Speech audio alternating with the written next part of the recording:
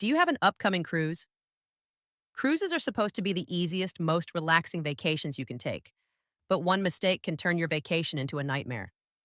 From missed ships to surprise bills and preventable emergencies, even seasoned cruisers can make these mistakes. In this video, I'll go over the biggest cruise mistakes that you need to avoid. Forgetting prescription medications. One of the most common and stressful mistakes is forgetting prescription medications or packing them in checked luggage where they could get lost. Always keep your medications in your carry-on or personal bag so they stay with you at all times. It's also smart to bring extra, at least an additional week's supply, in case of delays or unexpected itinerary changes. Keep in mind that many prescriptions are hard or sometimes impossible to refill at foreign ports, especially without a local doctor or proper documentation, so running out can quickly turn into a serious problem. Assuming there are taxis or ride shares. Don't assume every cruise port will have readily available taxis or rideshare services. Some ports are small or remote, and getting transportation back to the ship can be difficult or unreliable. I've seen this happen firsthand. We once took a taxi to Blarney Castle, and when we came out, there were no taxis around. Uber kept canceling, and we were stuck with no guaranteed ride back to the ship. We came very close to missing the ship, and only managed to get an Uber at the very last minute. So always plan your return transportation in advance so you're not stranded and racing against the clock to get back to the ship. Missing time zone changes. Cruise ships often cross time zones, and if you're not paying attention, it can completely throw off your schedule. Always check the ship's daily planner and listen for announcements so you know when ship time changes. This might sound small, but it can lead to big problems like missing activities or even the ship itself. I've even seen it happen firsthand. My sister kept showing up late to everything on her first cruise, totally confused, until she realized the ship had changed time zones and she was an hour off the entire time. At least she caught the mistake on the first sea day. Otherwise, she could have easily missed the all aboard time and been left behind in port. Not buying travel insurance. Skipping travel insurance might save you a little money up front, but it can cost you a lot more if something goes wrong. It can save you hundreds or even thousands in medical bills, because even minor issues on board can get expensive fast. I have seen it firsthand. My son had a simple food allergy reaction on a cruise and ended up with a $500 bill for a doctor's visit and medication on board. Keep in mind that most U.S. health insurance plans don't cover medical care outside the country, and Medicare typically doesn't cover international travel at all. Without travel insurance, you're fully responsible for those costs. Not having the right visa for each port. Before you even step on the ship, double check the visa requirements for every port on your itinerary. Having a U.S. passport doesn't automatically guarantee entry everywhere, and you can be denied boarding if your documents aren't in order. The visa application process can take weeks, so don't leave this to the last minute. Start researching early so you have enough time to get the proper visas. And don't assume the cruise line will remind you. This is your responsibility.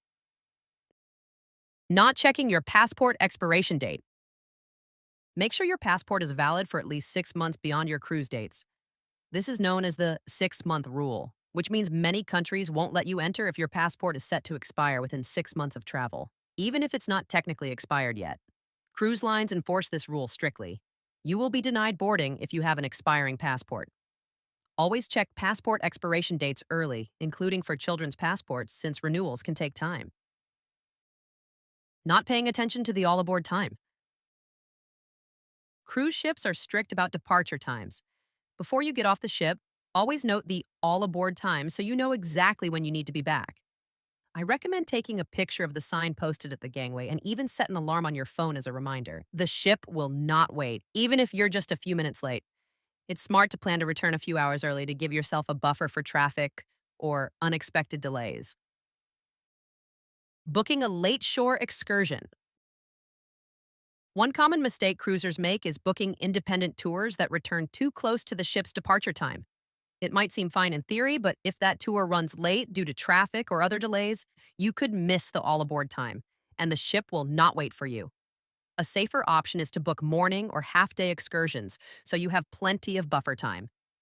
If you want a full day tour, I suggest booking through the cruise line. Since those shore excursions are designed to guarantee the ship will wait if delays occur, it may cost more, but the peace of mind is worth it. Not checking travel advisories.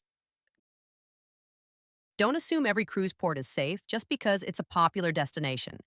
You might be surprised to learn that some popular cruise ports aren't as safe as you think and can still have active travel advisories due to crime or other safety risks. Before heading out on your own, check the U.S. Department of State's travel advisories so you know what to expect. For example, the Bahamas is at level 2, which means exercise increased caution.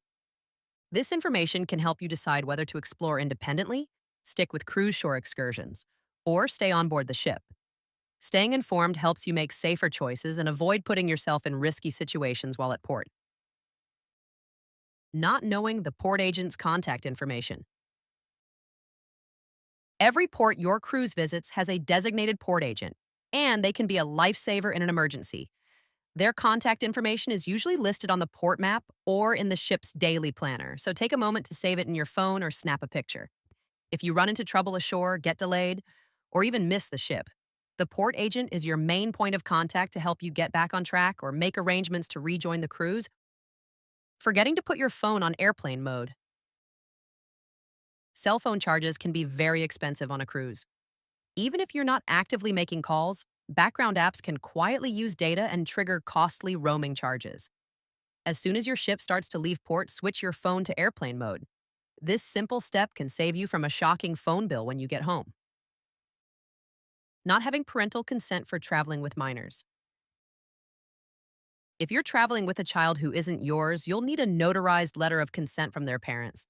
Even single parents may be asked to provide additional documentation when traveling alone with their child, especially on international itineraries. Requirements can vary, so be sure to check directly with your cruise line ahead of time to confirm exactly what's needed.